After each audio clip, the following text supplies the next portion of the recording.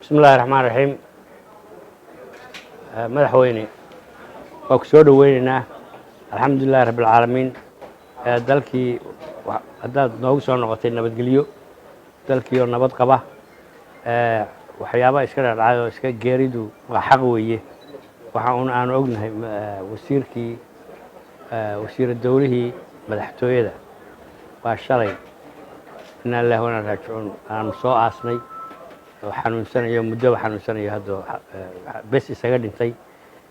dalka intiisa kale waa nabad aad baanu maxay tahay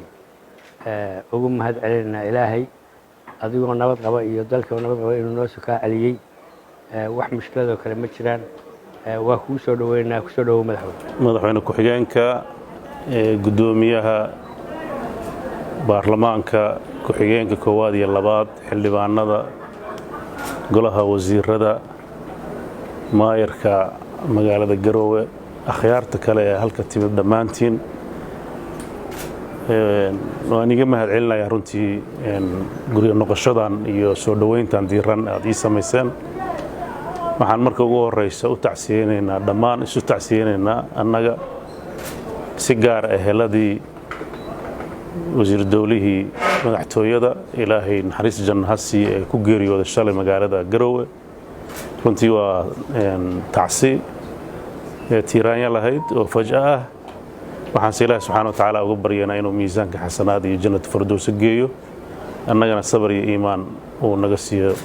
bacdigiisna uu nafidnayn waa runtii geeridaas oo dawladuna si wanaagsan ay u garab istaagtay aaskiisii eheladiisii iyo caruurtiisii meel kasta ay joogaan iyo waan uga wada tacsiyeynaa mar labaad insha Allah taala dabcan intii aan maqnaa muddadii koobnayd waxaa gadaashay ka dhacay deegaanada Puntland shaqaaqooyin yar yar oo marmar iska dhaca oo gobolka Sool dad ehelo walaalo ah oo xurguf dhex martay waxaan rajaynayaa iyadana sidii madaxweynuhuna baaqa uga soo saaray dadka waxgaradka iyo ay gacanta ugu hayaan Puntland waxaan rajaynayaa iyadana ilaahay idinkiisa intii dhacday aysan wax dambe ku darsoomin ay noqoto wax la soo afqabto duruufahaas dhacaya waxaan rabaa haddii ilaahay raxmadda iyo barwaaqada keeno dadka khaasatan miyiga jooga waxaan ugu baaqayaa inay ilaahay ku xamdi naqaan xilliyada barwaaqada waxa soo noqnoqda dagaalada iyo aanooyinka marka waxaan ilaahay ka rajaynayaa inay wacyigoodu kor u kaco isbedel arrinta ku saabsan u yimaado tan labaad waxaan jeclahay inaan dadka reer Puntland oo muddadii u dambeysay iyo Soomaaliyaba dareemayay in xanuunka COVID-19 uu si yaraanayo cabsi baa jirta ee la leeyahay inuu soo rogaal celiyaa dhici karta marka inuusan cidla naga helin maadaama hadda lala qabsado la bartay lana noolaan karo iyadoo oonan shoog badan la qaadin laakiin intii taxadarka ahayd inaan la ilaawin oo la isdhigan waan rajaynaynaa ilaa si dhaba loo iclaamiyo inuu bahalkaasi tagay in dhaqankii laga bartay oo ahaa in salaanta la yareeyo la kala fogaado neefta la ilaaliyo intii la kari karo mar walba in aad loo sameeyo oo aysan maaragtay uusan nagu soo dhuuman mar labaad arrintaas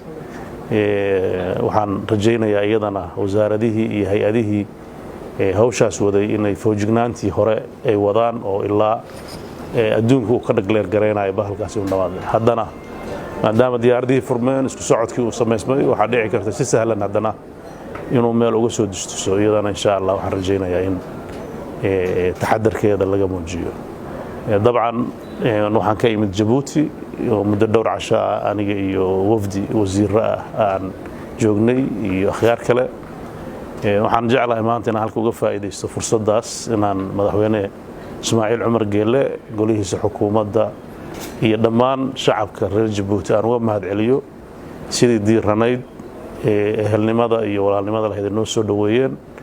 muddadii aan joognana shaqooyinkii aan ka lahayn Jabuuti ay si habsami leh ay noogu soo wada dhamaadeen laga bilaabo kulamadii madaxweynaha kuwii wasiirada iyo kuwii markaas meelihii ku haboonaa in aan muddada aan joogno aan soo booqonnana si habsami leh soo booqonno dabcan Jabuuti waa dad walaalaheena taariikh iyo dhalasho iyo ehelnimo isku kaay xiraysa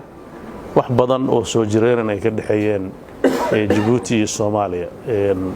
waliba Puntland oo xuduud badeed la leh xiriir ganacsina la leh waxaan kulankeenu saldhigiisu ahaa in xaaladda dalkana iska wareysano waxa labada dal guud ahaan Soomaaliya iyo Jabuuti is wadaarsan karaan gaar ahaan Puntland oo ay is wadaarsan karaan dhinaca horumarka ah iyo xiriirka ganacsina si xoojino khibradaha iyo horumarada ay gaareen aan soo aragno runtii kulan aad wuxuu ahaa wanaagsan oo aan rajeynayno mirihiisa in la arki doono waqtiyada soo socda hadii Ilaahay dabcan sida lala socdo cid walba ay dareemayso dalka Soomaaliya wuxuu galay marxalad kala guur waxa socda maraaxishii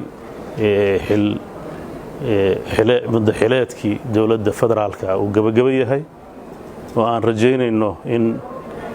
doorashooyin ay dhacaan runtiina la wada sugayo dabcan sidaad ogtihiin doorashooyinkaas waxaan rajeynaynaa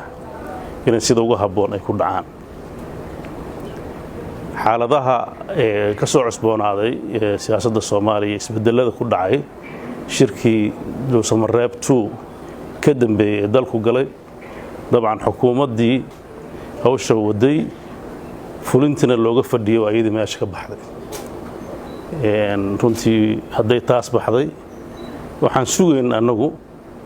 in xukuumad kale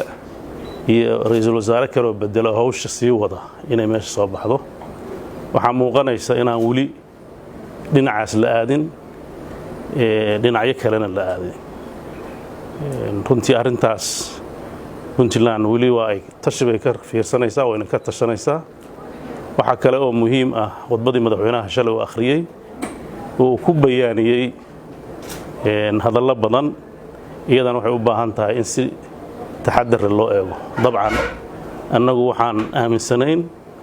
in marxaladii hay'adaha sharciga ah ay gabaabsi yihiin wadadii saxda ahayd oo sharciga ahaydna la gaari waayay qof iyo cod Puntland ma diidana qof Soomaaliyeed ma diiday kara maxay la dastuurka ku qoranta laakiin waxa qof walba qiraayay muddada xileedka harsan iyo baahida loo qabo in qof iyo cod la qaaro inay adag tahay taana waxa cadeeyay gudoomiyihii doorashooyinka oo si cad u sheegtay inaysan muddada xilka harsan aysan ku qaban karin haddii wadada sharcigu ay xiranto waxa dabiici ah oo ilaa ay soo jireen ilaa ay 2000 in wada siyaasi la aado xal siyaasi la aado si dalku uu hore ugu socdo Puntland 22 sano ay jirtay 98 jaartarkii ugu horeeyay waxa lagu dhigay in qof iyo cod uu noqdo baarlamaanka soo socday gali doona mar walba oo la gaaro madaxweynaadku inuu gabaabsi yahay la arko inaan diyaar garow lahayn waxa la aadaa xal siyaasi ah dalkana hore u socdaa dhibaatana ma dhacdo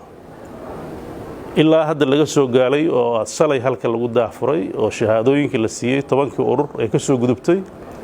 oo aan rajeynayno in madaxweynaadka soo socda dalka uu galo doorasho qof iyo cod ah isagoo waqti ku filan haysta wixii loo baahnaa oo sharci ah ama procedure ahaan oo dhan qaybna hadda uu haysto qaybta kalena muddo lagu qaban karay harsanta sideedaba xalka sharciga ah wuxuu markuu uu adkaado ayaa xal siyaasi yimaada shirka ka qabsoomaya Dhuusamareeb sida khudbada madaxweynaha ka muuqatay waxa muuqanaysa taladii dalka inay baarlamaanka u taalo baarlamaanka laga sugaayo isaga oo go'aanka gaari doono Puntland markii xal siyaasi dhaba u jiro diyaar bay u tahay inay xalka siyaasiga qaybteeda ka qaato hadduu xal sharci jirana sharciga ayuu hoggaansan doontaa